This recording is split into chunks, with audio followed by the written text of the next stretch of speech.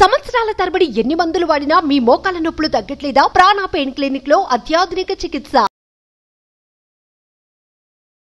Welcome to Suman TV. నేను మీ Suman TV. Kolkata ఇన్సిడెంట్కి సంబంధించినటువంటి వాటిల్లో మమతా బెనర్జీ కొన్ని కీలక అంశాల గురించి మాట్లాడటం జరిగింది అండ్ లెటర్ కూడా రాయటం జరిగింది. అయితే ఈ విషయంపై ఎలాంటి జడ్జిమెంట్ త్వరగా రావాలని మనం ఏ విధంగా అయితే కోరుకుంటూ ఉన్నామో వాటికి సంబంధించినటువంటి అప్డేట్స్లో భాగంగానే ఈరోజు కొన్ని కీలక అంశాలకు సంబంధించినటువంటి నోట్ బయటికి రావడం జరిగింది. అదేంటి అనేది ఈరోజు మనతో పాటు హైకోర్టు అడ్వకేట్ రవీంద్రనాథ్ గారు ఉన్నారు. అది వారి మాటలోనే తెలుసుకుందాం. Hello sir. హాయ్ అండి నాగరాజ్ గారు. మమతా బెనర్జీ గారు సెకండ్ టైం లెటర్ కూడా రాయటం జరిగింది. మళ్ళీ అంటే ఓవరాల్గా ఈరోజు ఉన్నటువంటి అప్డేట్స్ ప్రకారం కనుక మనం చూస్తే ఏ విధంగా భావించవచ్చు? జస్టిస్ ఎప్పుడు వచ్చే అవకాశం ఉందనుకోవచ్చు? జస్టిస్ కోసం అని అందరూ కూడా ప్రయత్నం చేస్తున్నారు. కోర్టులు కానీ అక్కడ ఇన్వెస్టిగేషన్స్, ఇంట్రాగేషన్స్ అనేవి జరుగుతున్నాయి. ఆగస్ట్ 9 హర్రర్కి సంబంధించి అందులో భాగంగా ఈరోజు మొన్న రీసెంట్గా జరిగిన నిబంధన ర్యాలీ తర్వాత కలకత్తాలో కొన్ని, అంటే ముఖ్యంగా వెస్ట్ బెంగాల్లో కొన్ని సమీకరణాలు మారిపోతున్నాయి. రోజు రోజుకి ప్రతిరోజు ఒక సమీకరణం మారుతుంది, ప్రతిరోజు ఒక కొత్త ఇన్సిడెంట్ వస్తుంది. ఈ సంఘటన ఒక విధంగా వెస్ట్ బెంగాల్ యొక్క, అంటే ఇట్లాంటి సంఘటనలు జరిగాయి కలకత్తాలో కూడా. దాన్ని ఫేస్ చేశారు కూడా మమతా బెనర్జీ గారు కూడా. 2012లో ఒక సంఘటన జరిగినప్పుడు కూడా అప్పుడు ఆ రోజు బలవంతంగా నొక్కేశారు. ఇదే సంఘటన 2012లో కూడా ఒక సంఘటన జరిగింది ఇలాంటిదే. ఒకేసారి ఒక అమ్మాయి అర్ధరాత్రి 12 గంటలప్పుడు రోడ్డు మీద ఒక నలుగురు కలిసి సామూహికంగా దాడి చేశారు. అది చాలా పెద్ద వైరల్ అయింది. ఆ సమయంలో మమతా బెనర్జీ కల్పిట్స్ వైపు మాట్లాడారు, విక్టిమ్ వైపు కాకుండా కల్పిట్ వైపు మాట్లాడారు. అసలు సంఘటన జరగదు, ఆమె కావాలని చేసింది. సరే, అదొక పెద్ద స్టోరీ. మనం వీలైతే ఒకసారి మనం దాని గురించి ఒక ఎపిసోడ్ చేసే ప్రయత్నం చేద్దాం. డెఫినెట్గా సార్. అంతే కదండి. ఎలా సార్ అసలు? దాని తర్వాత ఆ రోజు అప్పట్లో ఒక ఐఏఎస్ ఆఫీసర్ వచ్చారు, దమయంతి గారు అని చెప్పి. Damayanti Sen perfect IPS officer, ఒక లేడీ డాన్ అంటారు ఆవిడ. అసలు ఆవిడ సీన్లు ఎంటర్ అయ్యి ఒక ముఖ్యమంత్రికి ఒక ఐపీఎస్ ఆఫీసర్కి మధ్య పెద్ద వార్ నడిచింది. అదొక పెద్ద ఇష్యూ అప్పట్లో. సేమ్ అలాంటి కేసే ఇక్కడ కూడా. అయితే అప్పట్లో అంత సోషల్ మీడియా వైరల్ ప్రచారం లేదు, ఇంత సిమిలర్గా ఇంత ఫాస్ట్ చర్యలు అప్పట్లో లేవు. ఈరోజు మమతా బెనర్జీకి ఇది కొత్త కాదు, ఇటువంటి పరిస్థితులు ఎదుర్కోవడం కొత్త కాదు. కానీ ఈరోజు తన పరిస్థితి ఏంటంటే టోటల్గా తన లోకల్ తృణమూల, అంటే తన పార్టీ కావచ్చు, ప్రజలు కావచ్చు, ముఖ్యంగా ప్రభుత్వ యంత్రాంగం కావచ్చు, సెంటర్ కావచ్చు, అందరూ కూడా తను ఏకాక చేసే పరిస్థితుల్లోకి వచ్చిన తర్వాత ఈరోజు మమతా బెనర్జీ తీసుకున్నటువంటి చర్యలు డిఫరెంట్గా ఒక విధంగా చెప్పాలంటే ఒక పవర్ఫుల్ లేడీ ఉమెన్లా కనిపిస్తున్నాయి. ఆమె యొక్క మాటలు, ఆమె యొక్క చేష్టలు, ఆమె యొక్క కార్యకలాపాలు మనం చూసినట్లయితే. ముఖ్యంగా మోడీ గారికి ఫస్ట్ టైం లెటర్ రాశారు, అప్పుడు మోడీ గారు స్పందించలేదు. ఈరోజు మళ్ళీ సెకండ్ టైం మళ్ళీ మోడీ గారికి లెటర్ రాశారు. సెంట్రల్ గవర్నమెంట్ దీని మీద 15 రోజుల్లాగా, ఇట్లాంటి రేపులు మర్డర్స్ జరిగేటప్పుడు 15 రోజుల్లాగా స్పందించి నిందితులకి శిక్షించకపోతే మేము ధర్నాలు చేస్తాం, మీరు ఫస్ట్ టైం చేసినప్పుడు మీరు ఏం స్పందించలేదు, వాట్ మోడీ బాబు అని చెప్పి మళ్ళీ సెకండ్ టైం ఆవిడ ఒక లెటర్ని రాశారు. అంతేకాకుండా ఇప్పటికైనా స్పందించకపోతే తీవ్ర పరిణామం ఉంటుందని సెంట్రల్ గవర్నమెంట్కి హెచ్చరిస్తూ మాట్లాడుతున్నారు. దాన్ని ఎలా చెప్తున్నారంటే, ఈ కేసు పర్టికులర్గా ఈ అభయ కేసు ఏదైతే ఉందో మా స్టేట్ పరిధిలో లేదు, ఇది సిబిఐ పరిధిలో ఉంది. మా పరిధిలో ఉంటే ఈ పార్టీకి మేము న్యాయం చేసేసేవాళ్ళని, నేను వీలైతే ఈరోజు ఆ కలిపిటి గురి తీసేసేవాడిని. తన మాటల్లో అంతరార్థం గ్రహించండి. ఇదే నా స్టేట్ పరిధిలో ఉంటే నేను ఈ కేసుని నేను టేకప్ చేస్తే నిందితుడిని ఈ రోజుగా వారం రోజుల్లో గురి తీసేవాడిని. కానీ మీరు సిబిఐ పరిధిలో, అంటే పబ్లిక్ని డైవర్ట్ చేసే విధానంగా తన యొక్క స్టేట్మెంట్స్ రిలీజ్ చేస్తున్నారు. అంటే ఒత్తిడి పెంచుతున్నారు సెంట్రల్ గవర్నమెంట్ మీదకి. ఇంకో రకంగా ఏమంటున్నారు ఆవిడ, ఇదిగా మేము కూడా ఇమీడియట్ కమింగ్ అసెంబ్లీ సెషన్స్లో దీన్ని బిల్లుని ప్రవేశపెడతాం. బిల్లుని ప్రవేశపెట్టి బిల్లులో కానీ కరెక్ట్గా మేము పవర్ఫుల్ యాక్షన్ తీసుకొస్తాం. ఎందుకంటే చట్టాలు అనేవి రాష్ట్ర పరిధిలో ఉండవు, దేశవ్యాప్తంగా ఒకే చట్టాలు ఉంటాయి. అది వెస్ట్ బెంగాల్లో జరిగినా, ఏపీలో జరిగినా, కేరళలో జరిగినా, రాజస్థాన్లో జరిగినా దేశవ్యాప్తంగా చట్టాలు ఉంటాయి. చట్టాలు రూపకల్పన చేయాల్సిన బాధ్యత సెంట్రల్ గవర్నమెంట్, పార్లమెంట్కి సంబంధించి ఉంటుంది. అయినప్పుడు కూడా మేము చట్టాలు, మా రాష్ట్ర శాసనాలకు మేము అనుగుణంగా మేము చట్టాలు చేస్తాం. నిందితుడిని దొరికిన వెంటనే వారం రోజులాగా ఉరిశిక్ష, వీలైతే ఉరిశిక్ష కూడా మేము వేస్తాం. ఆ ధైర్యం ఏంటి అర్థం కావట్లేదండి. అంటే కామన్ సెన్స్ మర్చిపోతుంది మమతా బెనర్జీ. ఈరోజు బిల్లును ప్రవేశపెడతాం, దీని మీద మేము ఇంకో రకంగా మార్గదర్శకాలు తీసుకోవడానికి వేరు, చట్టాలనే రూపకల్పన చేసేస్తాం. అంటే తను ఇండియాలో కలిసి ఉందా, లేకపోతే ప్రత్యేక దేశం అనుకుంటుందా, లేకపోతే తను ఏమైనా బంగ్లా మనిషి అనుకుంటుందా అర్థం కావట్లేదు మమతా బెనర్జీ యొక్క స్టేట్మెంట్స్ మనం చూస్తుంటే. సో వాళ్ళు నిరసనలు, ధర్నాలు చేయడానికి సిద్ధపడి ఉన్న రాష్ట్ర వ్యాప్తంగా, జిల్లా వ్యాప్తంగా, గ్రామ స్థాయిలో, మండల స్థాయిలో ఎంటైర్ వెస్ట్ బెంగాల్ని స్తంభింపజేసి సెంటర్ని, అంటే తన మీద జరుగుతున్నటువంటి దాడి ఏదైతే ఉందో దీన్ని తిప్పుకునే ప్రయత్నంలో మమతా బెనర్జీ గారు చేస్తున్న ప్రయత్నాలు ఎంతవరకు సఫలీకృతం అవుతాయన్నది రాబోయే పరిణామాలు మనకు అర్థమవుతాయి. కానీ తను తీసుకున్న, ఇది కూడా సెంట్రల్ గవర్నమెంట్ పరిశీలిస్తుంది. అక్కడ చూస్తున్నారు, అక్కడ సుప్రీంకోర్టు బ్లేమ్ గేమ్ నడుస్తుంది. ఇక్కడ సుప్రీంకోర్టులో ఆల్రెడీ కేసు నడుస్తుంది, ట్రయల్స్లో ఉంది. కొన్ని మార్గదర్శకాలు ఇచ్చారు, ఎక్కడెక్కడ సిబిఐ విచారణ జరుగుతోంది. అయినప్పటికీ కూడా మమతా బెనర్జీ ఇస్తున్నటువంటి ఏదైతే మిస్గైడ్ చేసే విధానం, బ్లేమ్ గేమ్ చేసే విధానం, ఇది ఖచ్చితంగా దేశం యావత్తు పరిశీలిస్తుంది.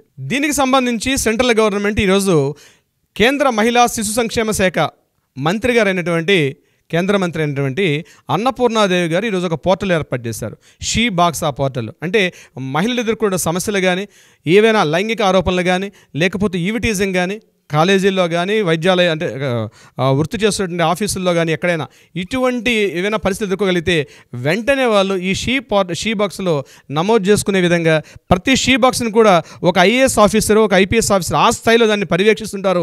సో ఇమీడియట్గా మీకు రిజల్ట్ వచ్చే అవకాశం ఉండే విధంగా వాళ్ళు దీన్ని రూపకల్పన చేయడం జరిగింది. సో ఇమీడియట్గా సెంట్రల్ గవర్నమెంట్ కూడా ఒక యాక్షన్ తీసుకున్నారు, అది కూడా ఒక మంచి పరిణామం అని చెప్పుకోవచ్చు. ఇది కాకుండా ఈరోజు సిబిఐ వాళ్ళు ఏం చేశారంటే, ఏదైతే ఆర్జికర్ మెడికల్ కాలేజ్ ఉందో ఆర్జికర్ మెడికల్ కాలేజీలో ఉన్నటువంటి సెక్యూరిటీ గార్డ్స్ను కూడా ఈరోజు ఇద్దరిని పాలిగ్రాఫ్ టెస్ట్ చేశారు. సో మొత్తం ఇప్పటివరకు 10 మందికి పాలిగ్రాఫ్ టెస్ట్ జరిగింది. సో ఆ రిపోర్ట్స్ ఏమిటైతే ఉన్నాయో రిపోర్ట్స్ అన్ని కూడా ఇప్పుడు గోప్యంగా ఉన్నాయి, ఎందుకంటే పబ్లిక్లోకి రాకూడదు కాబట్టి. ఎందుకంటే మళ్ళీ మనకి సెప్టెంబర్ 5న సుప్రీంకోర్టు మన జ్యుడిషియరీ ఆ రోజు ట్రయల్స్ ఉంటాయి కాబట్టి బహుశా ఆ రోజుకు వచ్చే అవకాశం ఉంటుంది. అంటే రాజకీయ పరిణామాలు మనం మాట్లాడుకుంటున్నాం. రెండవది ఇన్వెస్టిగేషన్ పరిస్థితుల్లో. ఇది కాకుండా ఈరోజు లోకల్ పోలీస్ స్టేషన్ ఏదైతే ఉందో, అంటే ఆ రాష్ట్ర వెస్ట్ బెంగాల్ రాష్ట్ర పోలీస్ వాళ్ళు, అంటే ఎప్పుడైతే సీన్ జరిగిందో ఆగస్టు 9 సంఘటన ఏ రోజు జరిగిందో ఇమ్మీడియట్గా ఆ సీన్లోకి వెళ్ళి ఆ సీన్ మొత్తం కూడా దాన్ని క్యాప్చర్ చేసుకొని పేరెంట్స్కి ఇన్ఫార్మ్ చేయడం, ఇట్లాంటి ఇమీడియట్ యాక్షన్స్ ఏవైతే చేశారో వీళ్ళు అంటే ఆగస్టు 9 జరిగింది. ఆగస్టు 13న సెంట్రల్ బ్యూరో ఆఫ్ ఇన్వెస్టిగేషన్కి ఇది రిఫర్ చేయడం జరిగింది హైకోర్టు ఉత్తర్వుల మేరకు. అయితే ఈ 9 నుంచి 13 వరకు జరిగిన 4 రోజుల గ్యాప్లో ఇదంతా కూడా లోకల్ పోలీసుల చేతిలోనే మొత్తం ఈ ఇన్వెస్టిగేషన్ మొత్తం అంతా కూడా ఉంది. అయితే సిబిఐ వాళ్ళు చెప్పిన ప్రకారం లోకల్ పోలీసులు అక్కడ సాక్ష్యాధారాలను తారుమారు చేశారని, ఆ ఎవిడెన్స్ అన్నింటినీ కూడా సంఘటనా స్థలాలన్నింటినీ కూడా కాస్త ట్యాంపరింగ్ చేశారని చాలా అభియోగాలు ఎదుర్కొంటున్నారు. ఇది సిబిఐ వాళ్ళు మనకు అందరినీ అన్అఫీషియల్ ఇన్ఫర్మేషన్ అయినప్పుడు కూడా ఇది జరిగింది. అయితే ఈరోజు దానికి స్పందించినటువంటి లోకల్ పోలీసులు, మేము క్లియర్ ఇన్ఫర్మేషన్ ఇచ్చాం, మేము సిబిఐకి మా సైడ్ నుంచి ఎక్కడ కూడా మేము ట్యాంపరింగ్ కానీ ఏమీ చేయలేదు, క్లియర్ డేటా మేము సిబిఐకి హ్యాండ్ ఓవర్ చేయడం జరిగిందని వాళ్ళు ఈరోజు ఒక రిపోర్ట్ ప్రెస్ నోట్ రిలీజ్ చేయడం కూడా జరిగింది ఆ లోకల్ పోలీసులు. ఇటువైపు వచ్చేటప్పటికి లోకల్ పోలీసులు ఆడేటువంటి గేమ్ ఏదైనా ఉంది అని అంటే, మా సైడ్ నుంచి మేము క్లియర్ రిపోర్ట్ ఇచ్చాం, ఇంకా అటువైపు నుంచి సిబిఐ మాకు సరిగా రిపోర్ట్స్ అందలేదు కాబట్టి ఇందులో కొంత గోప్యత, జాప్యం, జాడ్యత ఇవన్నీ జరుగుతున్నాయి అనేటువంటి విషయాన్ని వాళ్ళ సైడ్ నుంచి వెలబుస్తూ ఉన్నారు. అంటే ఇందులో ఎవరు దొంగ అని అంటే నేను కాదు మరి ఇంకెవరు అంటే ఇంకెప్పుడు జస్టిస్ అనేటువంటి విషయం అయితే నిజంగా చాలామంది ఇవాళ మనతో పాటు వచ్చేటువంటి ఆడియన్స్కి ఒకటేసారి కోరుకునేది, ఇమీడియట్లీ దీనికి జస్టిస్ జరగాలి అని అంటే ఏ పాయింట్లో చూసుకున్నా కూడా ఇది ప్రజల చేతిలోనే ఉంది. బలంగా వాళ్ళు సమైక్యంగా కూడుకున్నటువంటి, లిటరల్లీ చెప్పాలి అని అంటే అహింసతో కూడుకున్నటువంటి ఒక పెద్ద ఫైట్ జరిగితే తప్ప దీనికి సంబంధించినటువంటి వాటిల్లో త్వరితగతిన జడ్జిమెంట్ మనం కోరుకునే అవకాశం లేదనేటువంటిది మెల్లమెల్లగా మనకు తెలుస్తుంది. చివరిలో చిన్న కొసమరిపు ఏంటంటే నాగరాజు గారు, పేరెంట్స్ నిన్న జరిగినటువంటి ఆడియో క్లిప్స్ రిలీజ్ అయినాయి.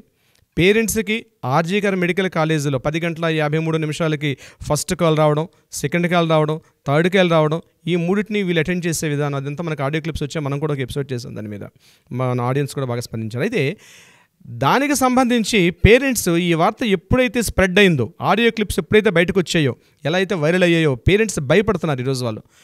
దీనివల్ల ఒరిజినల్ అంటే అడిగారు, కొంతమంది మీడియా ప్రతినిధులు అడిగారు, నిజంగా ఆడియో క్లిప్స్ కరెక్టేనంటే వాళ్ళు ఏం చెప్తున్నారంటే ఆడియో క్లిప్స్ కరెక్టే, కానీ వాళ్ళు కనిపించిన ప్రతి మీడియా ప్రతినిధిని పట్టుకొని బ్రతిమాడుకుంటున్నారు, న్యాయం జరిగేట్టుగా చేయండి, దీన్ని వైరల్ చేసేసి చిట్ట చివరిగా ఈ టాపిక్ డైవర్ట్ చేయకుండా చేయాల్సిన బాధ్యత అని చెప్పి మన రిపోర్టర్స్ కూడా వెళ్ళారు. మన సంబంధించిన మన సుమన్ టీవీ వాళ్ళు కూడా వెళ్ళి మాట్లాడినప్పుడు వాళ్ళు మాట్లాడేదే, మన టీం వెళ్ళారు. అవును, సుమన్ టీవీ నుంచి మన టీం వెళ్ళినప్పుడు కూడా వాళ్ళు మాట్లాడేదే, వాళ్ళని ప్రతి వాళ్ళని పట్టుకొని టాపిక్ని వైరల్ చేయొద్దు, ఏమైనా మిస్గైడ్ చేయొద్దు, end of the day topic purpose అభయక న్యాయం జరగాలి, ఆ ముఖ్యంగా కల్ప్రిట్ ఎవడైతే వాడికి శిక్షించే విధంగా ఉండాలి అని చెప్పి వాళ్ళు భయపడుతున్నారు.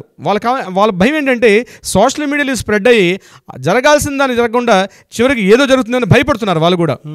ఏదేమైనప్పుడు కూడా భయం ఉంటుంది నిజంగా. బట్ సిస్టమ్ని డెఫినెట్గా నమ్ముతా ఉండే, ఎందుకంటే సుప్రీంకోర్టు అనేది ఇది ట్రయల్స్లో నడుస్తున్నా కూడా దీనికి సంబంధించినటువంటి వాటిల్లో న్యాయం ఎప్పటికైనా జరుగుతుంది అనేటువంటి దాన్ని అయితే త్వరితగతిన ఈ ఇన్సిడెంట్కి సంబంధించినటువంటి వాటిల్లో జరుగుతుంది. సమైక్యంగా ఉండి అందరూ కనుక చేస్తే కోర్టులు దీన్ని ఏ రకంగా అన్నా సరే ఎట్లాగో సుమోటోలోనే ఉంది కాబట్టి పరిగణనలోకి తీసుకొని త్వరితగతిన న్యాయం చేస్తుందని చెప్పేసి మాత్రం ఆశిద్దాం సార్. జరుగుతున్న న్యాయం జరుగుతుంది, న్యాయాన్ని గెలిపిస్తుందండి. ఎస్, న్యాయాన్ని గెలిపిస్తుంది. అధర్మం తాత్కాలికంగా ఉన్నప్పుడు కూడా న్యాయం న్యాయాన్ని గెలిపిస్తుంది.